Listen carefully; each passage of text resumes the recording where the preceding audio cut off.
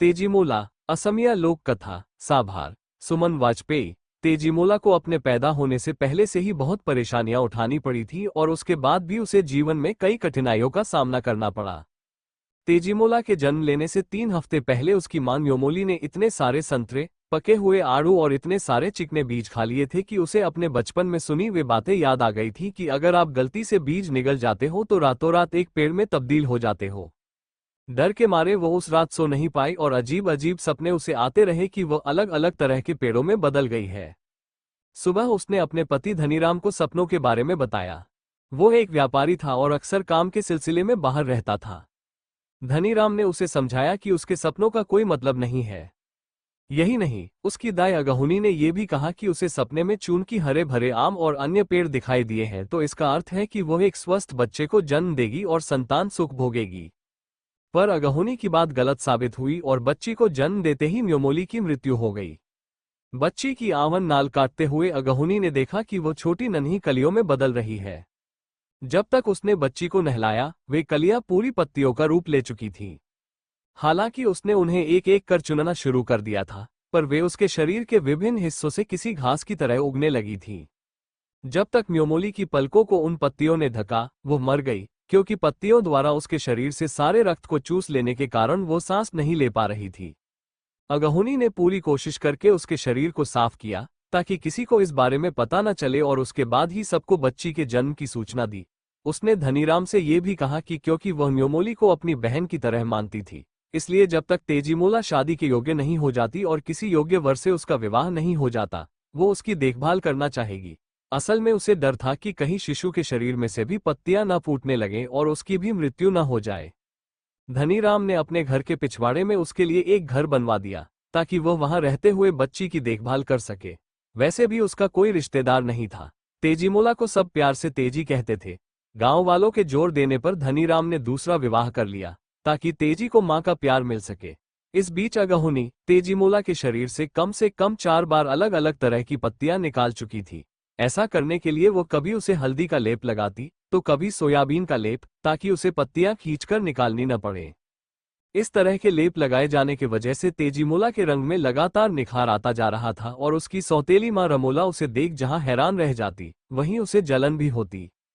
उसका खुद का रंग काला था और तेजीमोला न सिर्फ सुंदर थी, वरन उसकी आंखें भी एकदम अंडाकार थी और पलकें घनी थीं।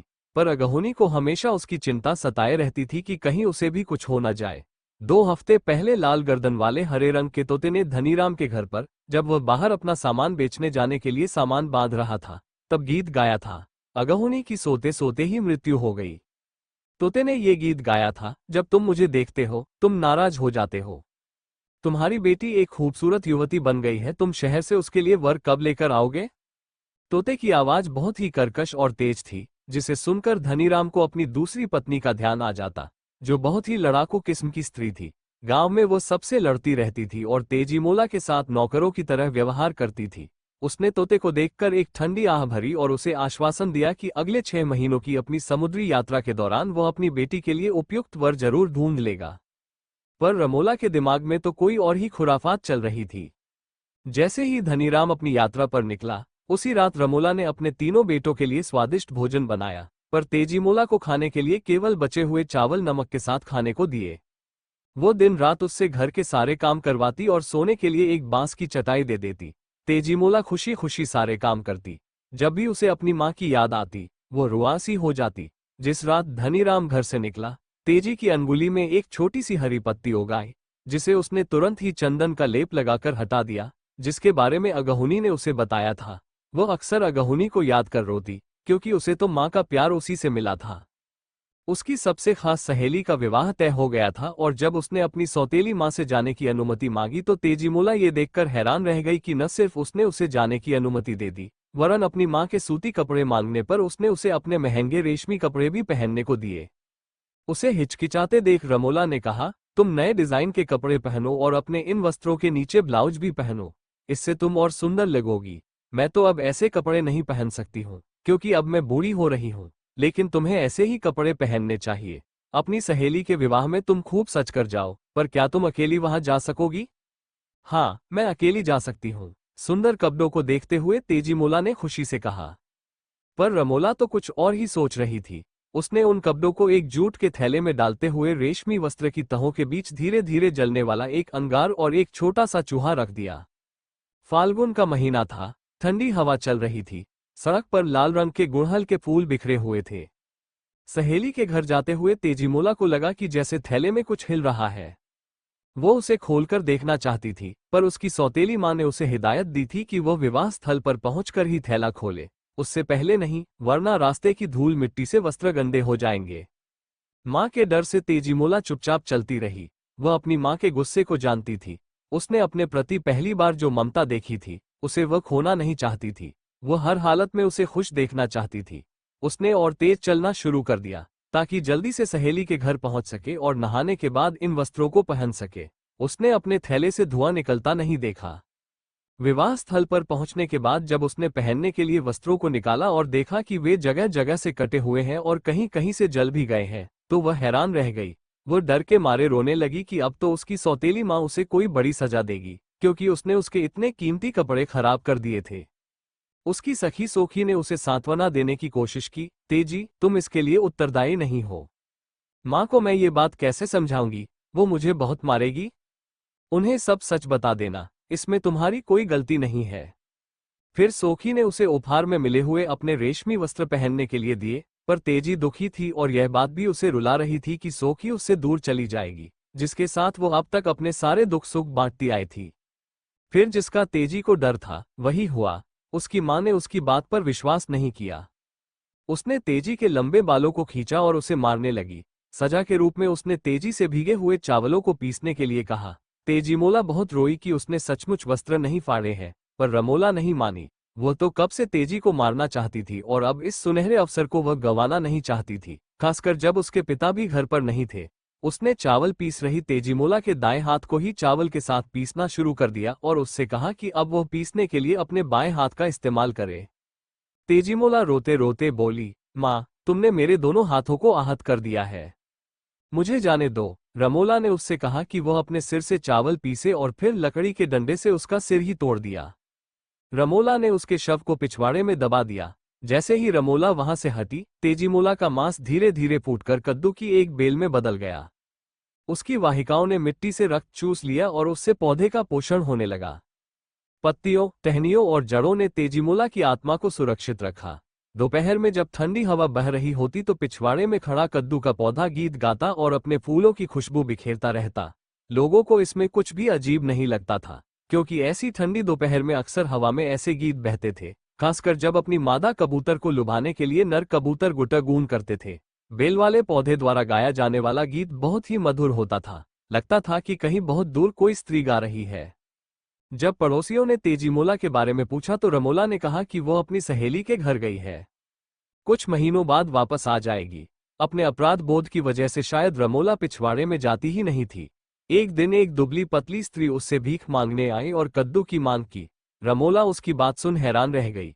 वो उस पर चिल्लाई, तुम बेवकूफ हो क्या? मैंने तो हफ्तों से कद्दू नहीं पकाया है, यहाँ तक कि रोहू मछली के साथ खाने के लिए भी नहीं। मैंने अपने बेटे को आज ही बाजार भेजा है कि वह कहीं से अच्छा कद्दू ले आए, पर तुमने कहाँ से मेरे घर में कद्दू देख लिया? मैं झूठ नहीं बोल रही हूँ। आप इस घर की मालकिन हैं और अगर आप मुझे कद्दू नहीं देना चाहती हैं, तो कोई बात नहीं। उसने बहुत सम्मान से रमोला के सामने अपनी बात रखी। स्त्री जाने को मुड़ी। रमोला हैरानी से बोली, मुझे नहीं पता कि तुमने कद्दू कहाँ देखा है, पर अगर ऐसा है तो खुद ही जाकर ले लो। कुछ क्षण बाद वह स्त्री चिल्लाती और रोती हुई वापस आई और बेहोश हो गई। रमोला के तो जैसे होश ही उड़ गए। बड़बड़ाती हुई वह अंदर गई और पानी लाकर उस स्त्री पर छिड़का। क्या तुम ठीक हो? क्या हुआ? तुमने क्या देखा? होश आने पर स्त्री ने अपनी घबराई हुई नजरें चारों ओर घुमाई। वो अभी भी कांप रही थी और पसीने से तर थी। उस बेल में भूत है। वो कहती है कि वो तेजीमोला है और उसकी सौतेली माँ ने रेशमी वस्त्र खराब हो जाने की वजह से उसकी हत्या कर दी है। वो कौन है? ये सुन रमोला बरामदे में इधर उधर चक्कर काटने लगी। उसे डर लग रहा था, क्योंकि पड़ोसी अक्सर उससे पूछते ही रहते थे कि तेजीमोला अभी तक वापस क्यों नहीं आए। अचानक उसके मन में एक विचार कौर था, आखिर वो एक बेल ही है। वह तो मर चुकी है। वो एक बड़ी सी कुल्हाड़ी लेकर पिछवाड़े में गई और बेल से सटकर खड़ी हो गई, ताकि गाना सुन सके। उसने सुना, कोई विवाह के समय गाए जाने वाला विदाई गीत गा रहा है। तुरंत उसने बेल के टुकड़े टुकड़े कर दिए। पौधे के कोमल बीज चारों ओर बिखर गए। उनका रस उसके सफेद कपड़ों पर पड़ा तो निशान बन गए। वह बुरी तरह से हाँफ रही थी और उसके माथे से पसीना बह रहा था। उस पौधे में 459 बड़े कद्दू लगे हुए थे। 92 अभी पूरी तरह से बने नहीं थे और उस पर 3045 फूल थे, जिन्हें वह एक एक करके चुनने लगी। पहले अकेले, फिर अपने दोनों बेटों की सहायता से, जो तब तक घर लौट आए थे। बड़ा बेटा, जो कद्दू लेने गया था, अभी तक नहीं लौटा था। उन तीनों ने मिलकर एक गहरा गड्ढा खोदकर उस पौधे को बगीचे के एक एकांत कोने में दबा दिया। इस बार जहां इस पौधे की पत्तियां, टहनियां, बीज, जड़ आदि दबाए गए थे, वहां पर गहरे लाल रंग के आलू बुखारे के फल जैसा पौधा उगाया। कुछ हफ्तों बाद गांव के कुछ गाय चराने वाले रमोला के पास पके हुए आलू बुखारे मांगने आए, पर उसने उनकी बात नहीं सुनी और नारियल कसने बैठ गई। तभी एक एक कर आलू बुखारे धरती पर गिरने लगे। एक आलू बुखारे के मुंह से गाढ़ा झाग निकलकर बहने लगा। एक आलू बुखारा वहां बैठकर किसी बच्चे की तरह रोने लगा। फिर उनमें से एक गाने लगा, अपने हाथ फैलाने की हिम्मत मत करना, मैं कोई आलू बुखारे का पेड़ नहीं हूं। मुझे तो रेशमी वस्त्रों की वजह से पीसकर यहां दबा दिया गया है। यह मैं हूं तेजीमोला। जब धनीराम गांव लौटा, तब तक शरद ऋतु आ चुकी थी। पके धान के खेत सुनहरी लग रहे थे और एकदम स्वच्छ आकाश का स्वागत कर रहे थे, जिस पर सरसों के खेतों में खिले नन्हे पीले फूलों की तरह करोड़ों तारे टिमटिमा रहे थे। असम के एक सुदूर बसे गांव में उसकी मुलाकात एक व्यक्ति से हुई थी, जो उसे अपनी बेटी के लिए उपयुक्त वर लगा था। मेहनती व बलिष्ठ कद काठी का वह आदमी बड़ों के पैर छूता था, अपनी माँ की बात सुनता था और अपनी दादी की सिलबट्टे पर चूना सहित पान पीसने में मदद करता था। उसमें कोई भी बुरी आदत नहीं थी। वह रोज नहाता था, इसलिए उसका शरीर चमकता रहता था। नाव धनीराम के गांव के करीब पहुंच रही थी। बहते पानी की आवाज पैदा हो रही थी, जो किसी गीत की तरह लग रही थी। वो अपने साथ बहुत तरह का सामान लाया था। तभी उसकी नजर पानी में खिले कमल पर गई। ऐसा कमल उसने अपनी जिंदगी में कभी नहीं देखा था। वह बांस से बनी छतरी जितना बड़ा था। उसने कहा, इसे मैं अपनी बेटी के लिए तोड़ूंगा, क्योंकि मेरी सुंदर बेटी इस तरह का फूल पाने की ही हकदार है।